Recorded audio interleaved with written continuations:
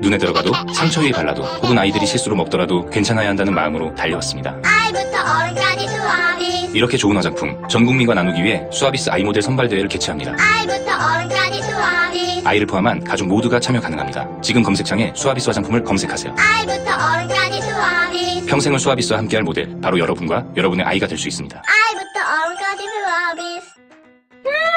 맛있어. 너무 맛있어. 와, 아삭거리는 소리 들려? 와, 진짜 맛있다. 이 김치 어디에서 샀어? 김치 어디서 샀냐면 화 뭐? 무슨 김치라고? 그러니까 어디 김치냐면 바로 뜸들이지 말고 빨리. 도대체 어디 김치야? 화통김치. 화통김치라고. 국내산 재료로 100% 자체 생산하는 화끈하게 통하는 화통김치. 얼른 검색해서 사 먹어.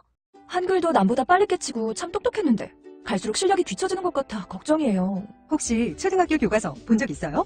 어려운 어휘가 너무 많아요. 학교에서는 어휘 개념을 하나하나 설명해줄 시간이 정말 부족하잖아요. 그럼 어떡하죠? 내 아이의 어휘만큼은 내가 책임져야죠. 어휘 공부의 정석.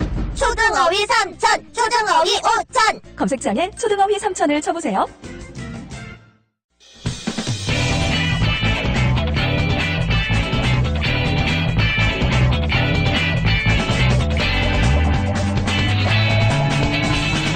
김어준의 뉴스공장.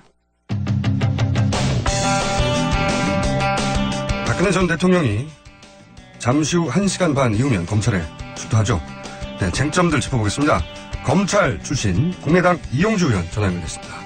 안녕하세요, 의원님. 안녕하십니까. 네. 이용주 의원입니다. 네. 의원님 목소리 귀에 탁탁 박힙니다, 아주. 감사합니다.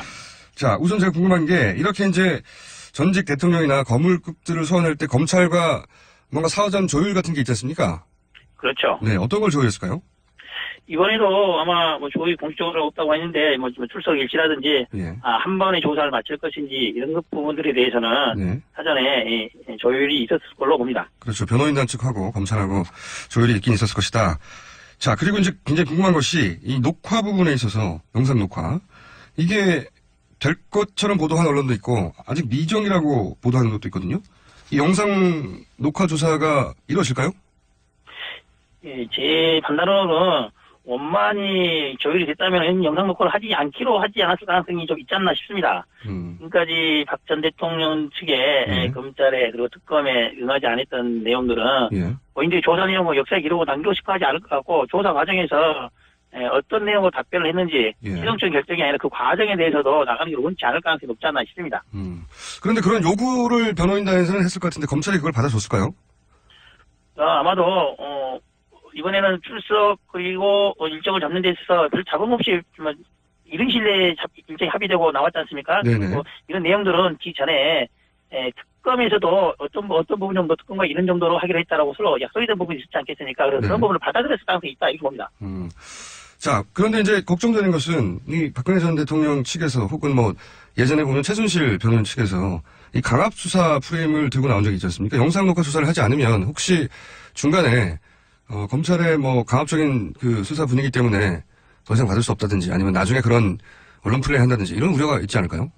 그렇습니다. 그래서 오늘 9시 반에 포토라인에 서서 어떤 메시지를 남길 것인지를 보면은 예. 검찰의 임하는 자세가 나올 것이고 오전 정도 조사를 해보면은 네. 박 전 대통령이 이번 수사를 어떠한 자세에서 임하고 있는 건지 나올 것입니다. 네. 그렇다면은 아마도 처음부터 영상 녹화를 하지 않기로 약속했다 하더라도 그러한 박 전 대통령이 수사에 임하는 태도를 본다면은 중간부터는 바뀔 수도 있다. 다시금 영상 녹화할 수 있다. 볼 수 있습니다. 알겠습니다. 자, 직접 검사 수사를 받는 검사는 이원석, 한웅재 이 두 분으로 알려졌는데 이분들은 어떤 분들이죠? 이윤석 검사 특수수사에 정통한 검사입니다. 열심히 잘하고요. 한웅재 부장도 뭐 잘합니다. 뿐만 아니라 형사 8부 작년에 이 사건이 K 미래 사건이 형사 8부에 배정됐다고 했을 때 많은 분들이 수사가 있니 없니에서 마음이 많이 상했을 것입니다. 그래서 이번 조사 과정에 있어서 철저한 조사를 할 걸로 봅니다. 그렇군요. 이 두 분이 의원님보다 더 잘하나요? 더 잘할 걸로 기대합니다. 자, 혐의가 13가지인데 이 정도 혐의 숫자가 되면 사실 한 번에 끝나기 어려운 분량 아닌가요? 그렇습니다. 이제 통상적으로 이 정도 사건이면은 하루에 조사하기가 좀 많은 양인 건 사실이죠. 예. 하지만 이번 사건을 두고 뭐 2차례, 3차례 전 대통령을 상대로 해서 예. 여러 차례에 걸쳐서 진상을 밝히겠다는 이유로 하는 것은 적절치 않아 보입니다. 이미 다른 피의자들, 재판받고 있는 피의자들, 구속된 사람들의 증거 관계를 토대로 사실 확인 차원에서 조사를 한 것으로 봅니다. 이미 이러한 13가지 혐의에 대한 조사는 충분히 입증이 되어 있지 않나라는 판단입니다. 그러면은 뭐 자정께가 되면 조사가 다 끝나지 않아도 거기서 끝내버릴 가능성이 높다 이렇게 보시는 겁니까? 그렇지는 않거든요. 조사가 끝나지 않았다는 것은 네. 13가지 혐의 부분에 대해서는 직게 물어보든 얕게 물어보든 추궁의 강도가 세든 안 세든 간에 예. 전부자에 대해서 다 조사는 다 스크린이 다 될 것입니다. 그런 상태에서 12시가 되면은 예. 마칠 것이고 만약에 13가지 혐의 중에 뭐 몇 가지 부분에 조사가 덜 되었다 아니 예. 2가지 못한다면은 그 부분 자정을 넘겨서라도 조사를 마치고 마무리를 할 것입니다. 근데 이제 자정을 넘기게 되면 동의를 구해야 되는데 동의를 안 해줄 경우에는 어쩔 수 없이 보내고 추가 소환해야 되는 거죠. 그렇죠. 그거는 박 전 대통령이 선택을 하겠죠. 오늘 좀 더 하고 갈 것인지 아니면은 뭐 남은 부분이 있기 때문에 또 한 번 나와야 된다는 부분에 대해서 뭐 양해가 되어야지만이 가능할 부분입니다. 자, 그럼 실제 이 조사가 이루어질 때 변호인 2명이 동석한다고 하는데 변호인이 어디까지 조력할 수 있습니까? 이렇게 동석할 경우에? 그래서 사실 지금 현재 우리나라에서는 변호인들이 일반적인 수사에 대한 답변 태도, 인정할 것인지 부인할 것인지 이 정도는 답변을 옆에서 조언할 수 있으나 개별적인 구체적인 답변을 대신해 준다든지 개개 건건마다 답변을 알려줘서 대신 대독해서 한다든지 이거는 어렵게 되어 있습니다. 그래서 일반적인 수사 수준에 그친다. 그리고 검찰이 하는 말들을 법리적으로 박 전 대통령이 잘 이해하지 못할 때 그것을 부연 설명해주는 그런 설명을 다시 해주는 그 정도에 또 그칠 것으로 봅니다. 그런데 이제 지금 몇 차례에 걸쳐서 박근혜 전 대통령이 변호인단을 따로 만났다는 걸 보면 이제 예상 질문과 이제 리허설 같은 거 했을 걸로 보이는데 기본적으로는 최순실 관련해서는 본인은 몰랐다고 할 것 같고 그리고 이제 본인이 한 것이 분명한 그 명령에 대해서는 뭐 국정 운영에 정상적인 과정이었다. 이렇게 답변할 게 분명한데 검찰이 여기까지만 듣고 질문을 멈추지 않을 거 아니겠습니까? 어떻게 질문을 당연히 네. 그렇겠죠. 몇 가지 점들에 대해서는 박 전 대통령이 본인이 이전에 한 말도 없기 때문에 분명히 해명을 해야 될 것들이 있습니다. 예. 북한이나 미래 관련해서도 이 계획을 최초로 만든 사람이 누구인지 예. 어떻게 시작이 된 것인지 뿐만 아니라 최순실 정의가에 대한 개인적인 지원 부분들을 요청한 것이 왜 한 것인지에 대해서 분명히 설명해야 될 것입니다.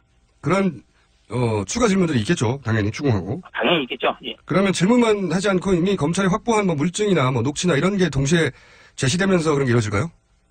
그렇다고 봅니다. 저는 이미 정호성 전 비서관의 녹취 파일도 있지 않습니까? 네. 그 모든 것들이 다 공개되어 있다고 보지 않습니다. 상당 부분 아직 전직 대통령의 수사에 대비해서 난개도가 있는 것들이 있을 것이기 때문에 그리고 안정범 수석의 추가로 발견된 39건의 수첩에 대해서도 언론에서 충분히 다뤄지지 않은 것 같아요. 그래서 새롭게 나타날 증거들은 많이 있다 봅니다. 검찰만 가지고 있는 증거들이 제시될 수 있다. 네. 그렇습니다. 만약에 이건 좀 개인적으로 궁금한 건데 만약에 이 피의자가 조사를 받다가 중간중간 쉬는 시간이 있지 않습니까? 그렇습니다. 예, 쉬는 시간에 이제 변호인단하고 얘기를 하다가 상황이 좀 불리하게 돌아간다 싶어서 갑자기 피의자가 아프면 어떻게 됩니까? 분명히 이제 주인검사 판단을 하겠죠. 조사를 더 진행할 수 있는 상황인지 아닌지를 보겠죠. 예. 이것을 조사를 중단하기 위한 수책으로서 그런 친경을 하는 것인지 예. 아니면 정말로 와서 뭐 몇 시간, 6시간 정도 예. 그렇게 집중 추궁받아 조사를 받게 되면 몸이 아플 수도 있습니다. 예. 보겠죠. 만약에 근데 사실 그 고령의 전직 여성 대통령이 아프다고 하는데 당신 꾀명이라고 말하기 어렵지 않습니까? 그런 경우에는 그러면 수사가 중단되는 겁니까? 뭐 중단될 수는 있겠지만 가까운 시일 내에 추가 조사할 수밖에 없지 않겠습니까? 예. 추가 조사 없이 한 번에 모든 걸 끝내기로 검찰과 박 전 대통령 측에서 협의를 했을 것으로는 보지 않습니다. 그러니까 아프다고 하면 일단 중단을 하긴 해야 되는 거군요, 그죠? 중단하기로 할 겁니다. 그렇군요. 저는 그럴 수도 있다 싶어가지고 여쭤본 거고요. 뭐 다리 아픈 거 가지고 하겠습니까? 그 정도 갖고는 아니겠죠. 다리가 아니라 이제 갑자기 이제 이게 이제 영상 녹취도 안 한다고 하니까 이 분위기가 강압적이고 그래서 뭐 긴장하다 보니 심장도 안 좋고 이렇게 막 증상까지는 모르겠지만 나는 아프실 수도 있다는 생각이 들어서 자 그런 수사를 받는 태도들이 네. 구속영장 청구라든지 법원에 의한 영장 발부 여부에 대해서 큰 영향을 미치기 때문에 섣불리 그런 결정을 하기는 어려울 겁니다. 섣불리. 박 전 대통령 측에서도. 섣불리 그랬다가는 이게 이제 오히려 구속영장 발부될 가능성이 높아진다. 네. 그렇죠. 구속영장이 발부되느냐 안 되느냐 하는 거는 어떻게 가늠이 날까요? 판가름이 날까요? 먼저 오늘 9시 30분쯤에 네.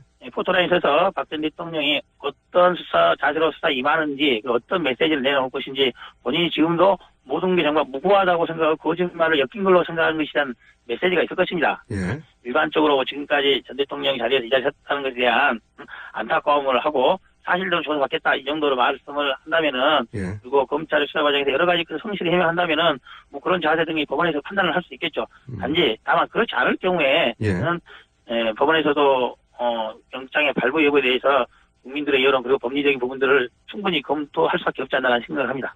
그러니까 지금은 이제 사전 구속 영장이 검찰에 의해서 신청됐을 때 법원이 어떻게 판단할 거에 대해서 말씀하셨는데, 제 말은 검찰이 과연 구속 기소를 할 것인가 불구속 기소를 할 것인가 판단할 때 어떤 기준을 가지고 하느냐, 그게 궁금해서 여쭤봅니다.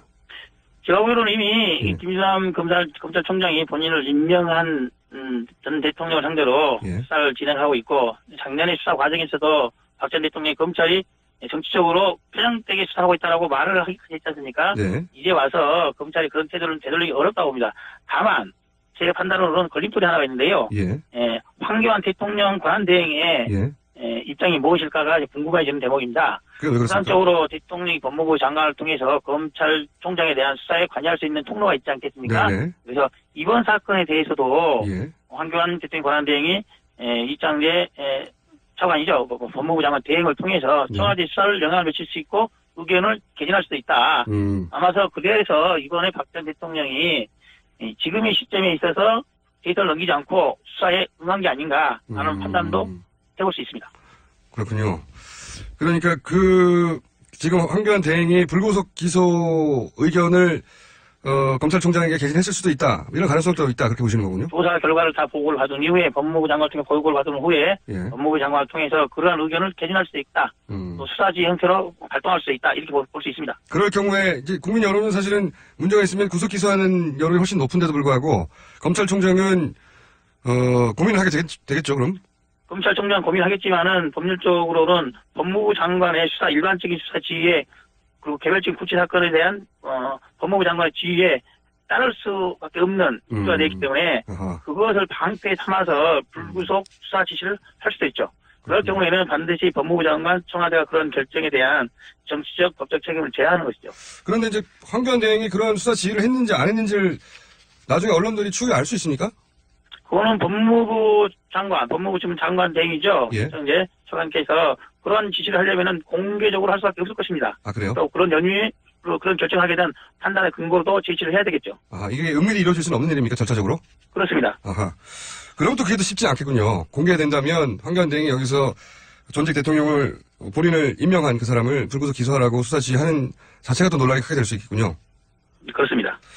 자, 만약에 그게 없다면 검찰은 어떻게 판단할까요? 황교안 대행의 개입이 없다면? 지금 이미 구속돼서 재판받고 있는 피고인이 여러 명 있지 않습니까? 그리고 검찰 스스로도 이미 증거가 차고 넘친다는 표현을 할 정도 있지 않겠습니까? 그래서 오늘 조사 과정에서 그것에 뒤집을 만한 특별한 사실이 없다면은 99%를 넘어서 100% 구속영장 청구는 불가피하다 이렇게 봅니다. 전직 대통령이라 하더라도 너무 혐의가 너무 많이 입증이 됐고 또 중하기 때문에 이런 사안이라면 사전 구속영장을 청구하는 게 맞다 이렇게 보시는 거죠? 그렇죠.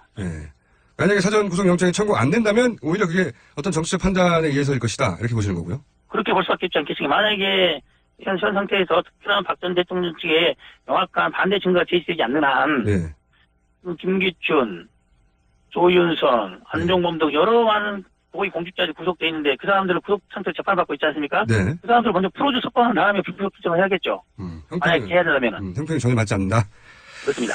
그렇게 사전 구속 영장이 청구되면 발부될 가능성은 또 어떻게 보십니까? 이거는 뭐 사법부가 판단할 일이긴 하지만. 예, 사법부가 판단할 일이겠죠. 하지만 현재 물론 이번 수사 과정에서도 한 2명 정도는 영장이 기각되었지 않습니까? 나머지는 다 발부가 되었지만은 박 전 대통령이 받고 있는 혐의 13가지 중에 한두 가지만 인정된다 하더라도 이거는 구속을 면하기 어려운 사안입니다.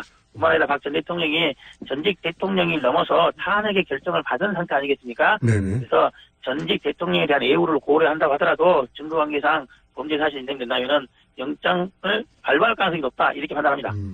특별히 정치적 고려가 없다면 영장은 청구되고 그리고 그 발부되면 사실 발부될 것이다. 청구되면 발부될 것이다. 이렇게 보시는 거죠? 예. 그렇습니다.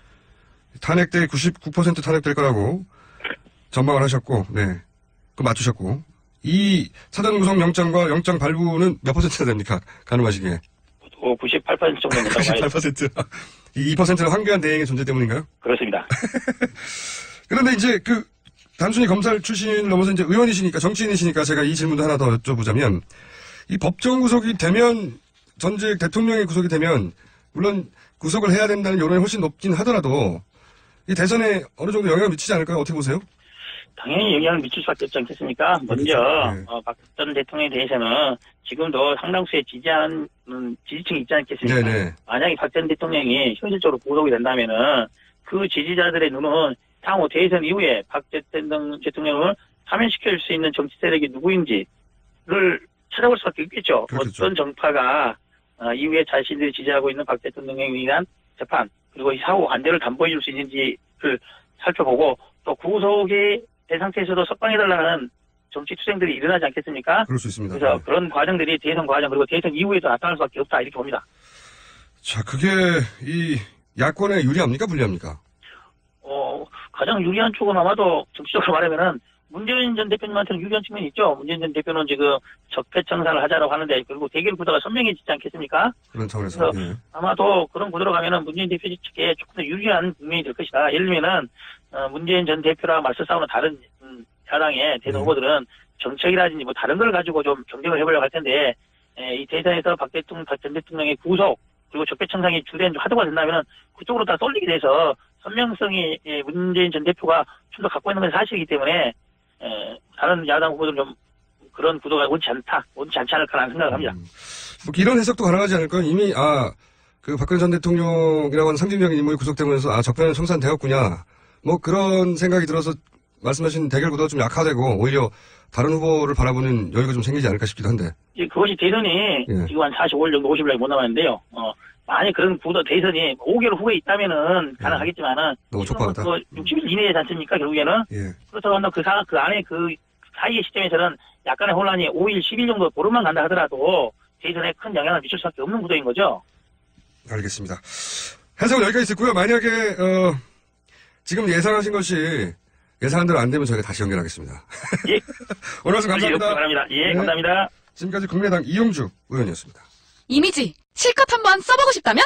고화질 이미지도 웹 디자인도 파워포인트도 동영상 클립도 모바일에도 블로그에도 게티 이미지 뱅크 국내 이미지도 글로벌 이미지도 마음껏 프리미엄 무제한 정액제 이미지 게티 이미지 뱅크 검색창에 게티 이미지 뱅크를 검색하세요. 게티 이미지 뱅크 성남 신흥역 롯데시네마타워를 분양합니다. 포스코 ICT의 책임 준공. 롯데시네마 9개관 입점이 확정된 복합 엔터테인먼트 쇼핑몰. 지하철 8호선 신흥역과 지하로 연결된 직통역세권의 황금입지. 지역 내에서는 찾아보기 어려운 100% 자주식 확장형 대규모 주차시설. 분양문의 1800-4603, 1800-4603. 성남 신흥역 롯데 시네마타워.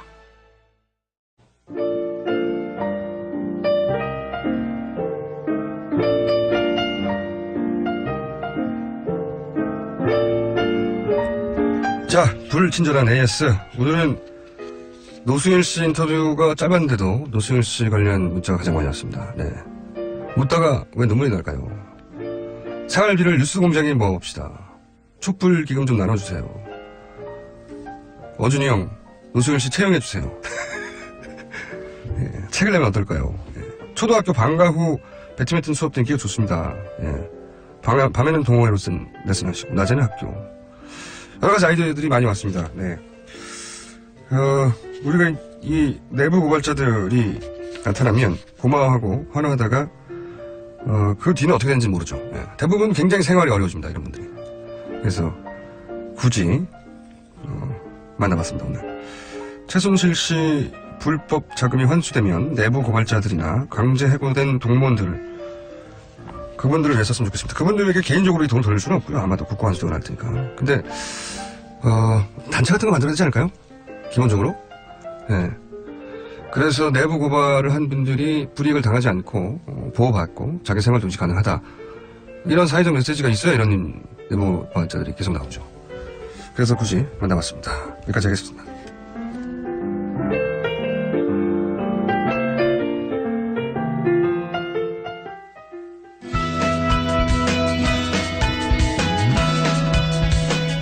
네. 하나 더 소개해야 되겠습니다. 아프리카 모리셔스. 네. 조그만 섬나라. 처음 듣는 나라네요. 여기서 또 듣고 있다고. 네. 모리셔스. 자, 이번에는 셜록. 네. 진실탐사국.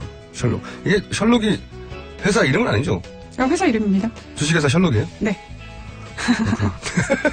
회사 이름 셜록이었습니다. 네. 이명선 기자 나오셨습니다. 안녕하세요. 네, 안녕하세요. 반갑습니다. 이명선입니다. 종편에서 근무하시다가 퇴사하신 이후 종편에 혹은 기자로서 문제점에 대해서 지금 공개적으로 문제 제기하면서 꽤 많은 돈도 모으셨죠. 돈이라고 해야 되나? 펀딩, 스토리 펀딩. 네네네. 예. 이 총수님 영향이 컸던 것 같고요. 그럴 거예요. 그리고 응원도 많이 받고 있습니다.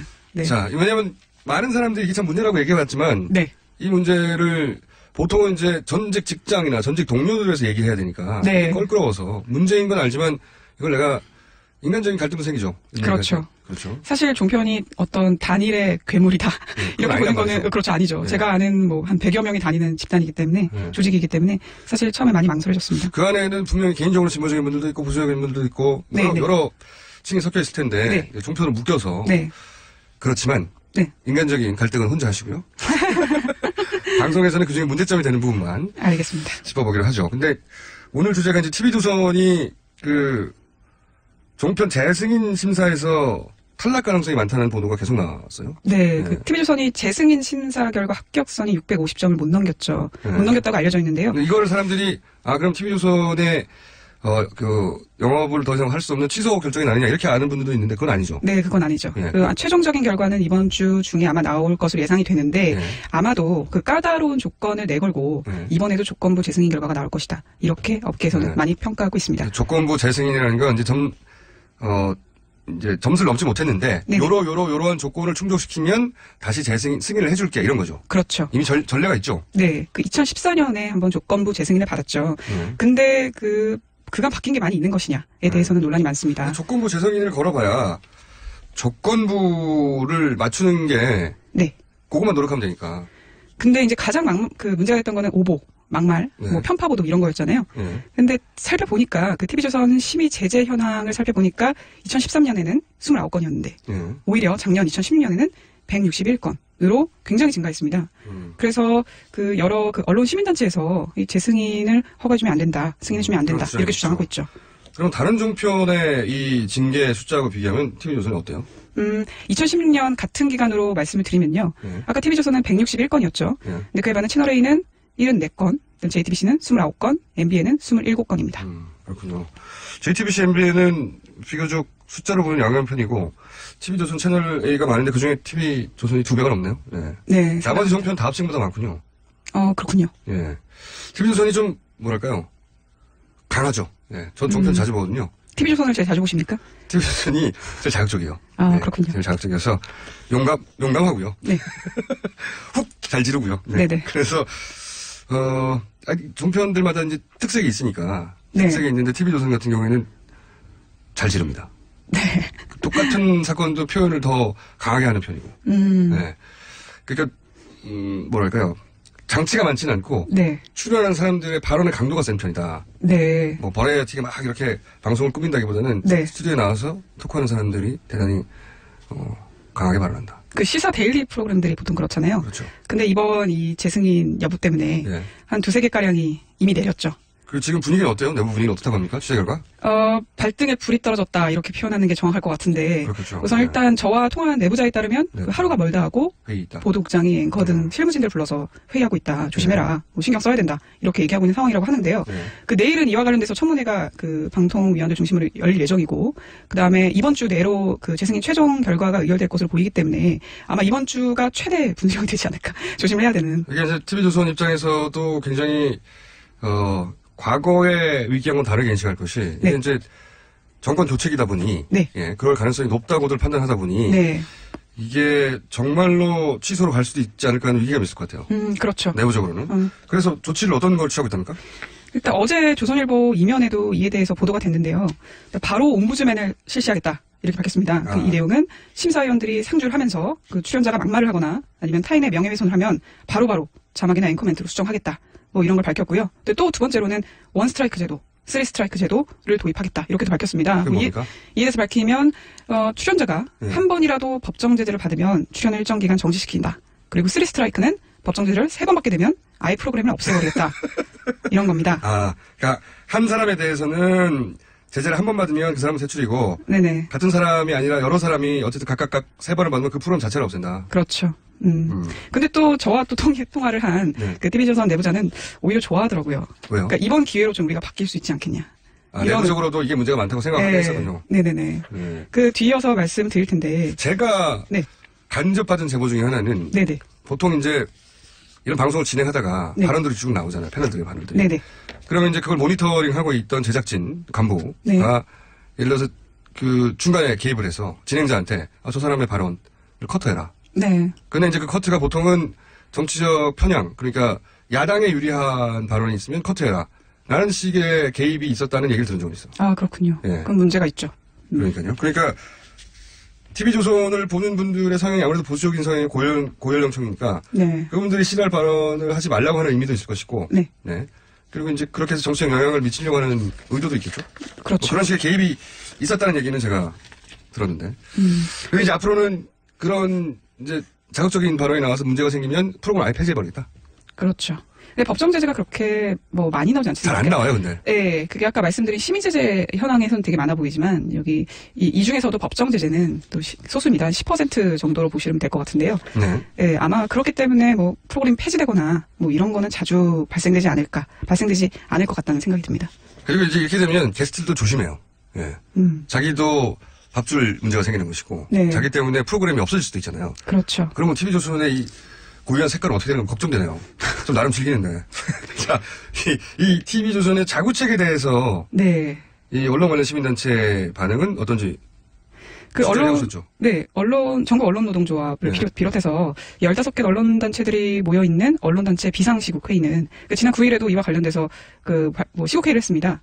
당연히 종편 재승인 심사 자료를 내놔라. 그리고 미루지 말고 빨리 공표를 해라. 의결해라. 뭐 이런 내용을 밝혔는데요. 이와 관련돼서 그 민원연의 김원정 사무처장님 얘기 듣고 김원경입니다. 죄송합니다. 김원경 사무처장님 말씀 듣고 얘기 이어가도록 하겠습니다. TV조선이 자신들이 했던 이전의 약속도 항상 번번이 지키지 못했고요. 그리고 현재도 여전히 편파, 왜곡, 막말 방송을 계속하고 있다는 점에서 저는 이런 사탕 발림 약속에 방통위가 넘어가서는 안 된다고 생각합니다.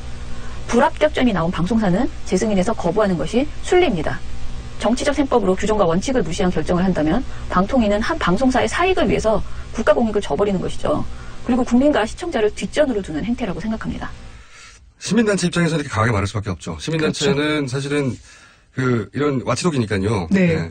근데 또 한편으로 이 결정이 절대 쉽지 않을 거라고 봐요. TV조선이 TV조선 단독 회사가 아니라 조선일보라고 하는 우리나라의 막대한 영향력을 가진 그렇죠. 오래된 언론사 자회사잖아요. 네. 관계사잖아요. 제가 들은 얘기 중에 또 재밌는 거 말씀드리면 네. 그 조선일보 그 신문에서는 이 방통위가 얼마나 무서운 기관인지 모른다. 그래서 이제서야 모른다. 좀 알고 있다.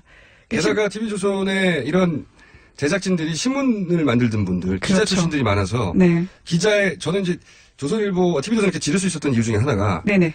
조선일보가 가졌던 1등 신문으로서 자존심이나 네. 그다음에 웬만한 것들은 질러도 조선일보 힘으로 넘어갔던 것들이 있었거든요. 네. 그렇게 훈련된 기자들이 여기 와서 여전히 방송을 지휘하면서 만들어진 그런 분위기도 작용을 했을 거라고 봅니다. 저도 동의합니다. 예. 일화 말씀해 주시죠. 어떤 일화요? 1화요? 예. 어떤 일화 1화 말씀하시는 재밌는 거예요? 일화라고 말하셨나요? 지금 말씀드린 그런 내용입니다. 그러니까 네. 그 신문 출신 분들이 그 방송에 대해서 아직도 이해도가 그렇게 높지 않기 때문에 이렇게 아예 방송에서만 활동하신 분들은 방통위라 그러면 벌벌 떠는 게 있거든요, 확실히. 저희 PD도 안 떠는 척 하시면 떨어요. 네네네. 근데 이제 한 5년쯤 되니까 이제서야 이 방통위의 말 한마디에 굉장히 민감하게 반응하더라. 뭐 그런 내부자의 얘기가 있었습니다. 그래요. 그런데 이 최순실 게이트를 통과하면서는 TV조선도 굉장히 특이한 방송 태도를 보였었거든요. 달라졌죠. 달라졌다기보다요. 뭐랄까. TV조선은 아닌 것 같았어요. 그러니까 달라졌다는 것은 뭔가 노력해서 조금씩 변해가는 건데 그게 아니고 여기가 어디야? 그런 변화가 있었거든요. 그건 네. 왜 그랬을까요, 그때는? 사실 그때도 그 핵심 간부가 네. 직접 실무진들을 불러서 오프닝 멘트까지 자지우지 했다고 해요. 뭐 예를 들면 박사모 여론도 균형 있게 다루라 이러면서 조금 그 지시를 했었는데 근데 오히려 일선에 있는 그 작가라든가 PD라든가 앵커분들이 이거는 좀 다뤄야 되는 문제인데 너무 위쪽에서 다른 세상 얘기를 하는 것 같다. 그러면서 최순실 정국은 더 이상 숨길 일이 아니니 적극적으로 다루겠다. 그러면서 이전과는 다른 태도를 보였다고 합니다. 간부들이 이렇게 하라고 했는데 그렇게 안 하고 자기들 하고 싶은 대로 했다는 거예요? 네, 뭐 그 내부자의 말에 따르면 TV조선에서 임원의 말이 통하지 않은 건 이번이 처음이 아니냐 이렇게까지 평을 했습니다. 아하. 임원진이 예를 들어서 이번에 전체적인 톤은 이 방향으로 갑시다. 혹은 이걸 중요하게 다뤄주세요. 라고 오더가 있었는데 실무진들이 이건 너무 다른 세상 얘기 아니냐. 네. 지금 전국은 그게 아니야라고 그 오더를 무시하고 자기들이 원하는 방향으로 혹은 여론에 맞는 방향으로 네. 그렇게 프로그램들을 꾸려갔다고요? 네네네. 오. 그때 그런 다른 움직임이 있다고 전해줬습니다.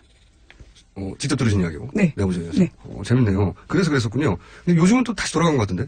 아, 그런가요? 자, TV조선이 그래서 지금 위기에 처해 있습니다. 네. 위기에 처해 있고 한번 짚어봤고요. 지금 방송 관련 얘기를 하고 있으니까. MBC도 취재했다면서요? 네, 지금 MBC가 논란이 많죠. MBC가 논란이 많습니다. 네. 그 MBC가 박 전 대통령에 대한 헌법재판소 탄핵 선고 30분 전에 예. 갑자기 인사 발령 발표를 했습니다. 발표 30분 전에요? 네, 그날 오전에 발표 후 30분도 아니고? 전입니다. 특이하네요. 근데 보복 인사 성격이 굉장히 강했습니다. 뭐 예를 들어 그 MBC PD 저널리즘 전성기를 이끌었던 황우성 논란 논문 조작 특종의 주인공 한학수 PD가요. 이번 혼자 이끄는 거 아니에요. 이때 여러분들 이끌 분들 많기 때문에. 네, 일부 노조원들을 그 주요 업무에서 완전히 배제하는 듯한 그 인사 조치가 있었다고 합니다. 원래부터 이분들은 배제돼 있었을 텐데요. 네. 근데 아예 멀리 보내버렸나? 보통 이분들이 가는 곳이 그 뉴미디어 포맷 개발센터라는 그러니까 곳인데 방송 제작과 상관없는 부동산이나 또는 뭐 하여튼 전혀 상관없는 곳에 많이 보내줬었거든요. 그렇죠. 네. 그 개인 의사를 묻지 않고 비제작 부서로 발령을 내는 거죠. 근데 이곳 같은 경우에는 상암동에도 없고 그 구로 디지털 단지에 있기 때문에 그 노조원들 사이에서는 유배지라고 부르더라고요. 네. 그런 곳으로 이 PD들 진보적 성향의 PD들 혹은 뭐 회사의 말을 듣지 않는 PD들을 보내버렸다. 인사조치를 30분 전에 발표해서. 그렇죠. MBC도 기각될 줄 알았군요. 근데 반대로 우편향적인 성향을 가지신 분은 주요 보직에 임명이 되는 경향이 있었습니다. 예를 들어서요? 뭐 예를 들어 그 세월호 참사 당시에요. 네. 유가족의 조급증이 화를 키웠다는 식의 보도로 무리를 일으킨 그런 보도 있었죠. 네, 박상우 전 문화레저 부장은 현재 시사 제작 부국장으로 임명이 돼서 100분 토론을 기획하고 통솔하고 있는데요. 근데 이분이 그 극우 커뮤니티인 일간베스트의 게시물을 사내 게시판으로 퍼다 나르는 등 그 극단적인 이념 편향을 보여 이분 온 친박 인물로. 집회에 참석한 그분 아닙니까? 네, 맞습니다. 그 상암 MBC 신사업 앞에서 그 열린 친박단체에도 한번 모습을 드러내면서 논란이 됐었죠. 근데 이분이 100분 토론을 통솔한다고요? 네. 네. 재밌겠네요. 네. 100분 토론이 아니라 친박 토론도 되고 재밌겠네요. 하여튼 그런 인사를 30분 전에 전격 단행했다. 탄핵 직후라면 이렇게 단행 안 했을 텐데 탄핵 직전에 했잖아요. 네. 저는 기각된다고 생각하는 분들이 MBC의 지금 주요 경영진인 것 같아요. 네. 그리고 실제 MBC 뉴스데스크 보도 편향에 대해서도 지적이 많았어요. 굉장히. 네, 그렇죠. 그 민원연이 그 최근에 2017년 2월 그 이달에 나쁜 방송 보도로 이 MBC를 꼽았는데요. 고영태 기획설 보도 그리고 MBC 청문회 비난 보도가 특히 문제가 있다 이렇게 지적을 했습니다. 그래서 국정농단 사태 고영태 기획설을 MBC는 2월 한 달간 12건이 넘게 보도를 했다고 하는데요. 고영태 기획설은 철저하게 친박 집회하고 박근혜 전 대통령 변호인단 쪽에서 주장했던 건데 네. 오로지 네. 그 두 곳을 소스로 삼아서 뉴스를 12개나 내보냈다는 거죠. 네, 그 증거능력이 없는 것으로 일단락된 28일까지 이렇게 계속 그 분위기를 몰아간 거죠. 친박 집회도 새로운 지평을 열었다고 평가했어요. 그리고 아까 말씀드린 대로 그 민주당 MBC 청문회 의결 이후에는 자사 청문회 규탄 보도의 성격을 굉장히 많이 내보냈는데요. 14일부터 20일까지 무려 19건에 이른다고 합니다. 그러니까 자기들 청문회 한다고 이제. 네, 대충 하루 평균 3건씩 보도를 한 거죠. 알겠습니다. 이것도 민원연의 평가 한번 들어볼까요? 편향 보도에 대해서. MBC의 보수 알박기라는 비판을 받고 있는 김장겸 사장이 취임한 이후에 MBC의 인적 구성은 점점 더 극우로 도배하고 있고요. 반대로 진짜 기자와 PD는 유배를 보내는 행태가 계속되고 있는 셈입니다. 여기다가 뉴스데스크의 상황은 더 심각합니다. 김장겸 체제의 첫 방송이었던 3월 1일 뉴스데스크는요. 촛불 집회보다 친박 집회를 먼저 보도하고 더 많이 보도했습니다. 그리고 박 대통령 파면 이후에는요. 태극기 집회가 보수 집회의 새로운 장을 열었다. 자발적인 태극기 집회로 인해서 친박 세력화에 힘이 실렸다는 내용을 버젓이 방송하기도 했습니다. 이거는 기본적으로 그 수뇌부가 네. 친박인 것 같아요. 그러지 않고서는 나올 수 없는 보도가 너무 일관되게 많이 계속 나왔죠. 네. 한두 번도 아니고. 네. 친박 집회에 대해서 굉장히 큰 의미 부여를 하고 또 뭐 주요 간부 중에는 친박 집회를 직접 가기도 하고. 네. 친박 집회에 사람이 더 많이 나왔다. 더 먼저 보도한다. 뭐 이상한 일이거든요. 이건 객관적으로. 그렇죠. 예. 굉장히 이상한 일인데 그게 벌어졌습니다. MBC에. 그리고 무슨 MBC가 탄핵과 관련된 다큐멘터리를 만들었는데 이것도 갑자기 취소되고 그런 일도 있었죠. 네, 그 탈북자의 귀농편이 대신 방영이 됐죠. 탈북 방송. 북한 관련 뉴스 많이 나오고요. 예. KBS에서 북한 방송 많이 나오죠. 네. 탄핵 직전에 제가 모니터링 한 바에 따르면 탄핵 직전에 KBS 뉴스만 보고 있으면 네. 곧 전쟁이 날 것 같았어요.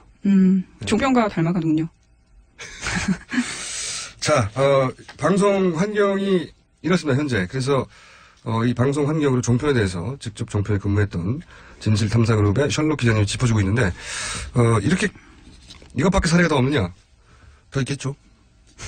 더 있을 텐데, 본인이, 과거에 근무했던 전직 그 동료들을 취재하고 관련 보도를 하는 게 너무 힘들다고, 김영선 기자가 하셔서 오늘로 마지막이라고 말씀하셨는데 제가 거절했습니다.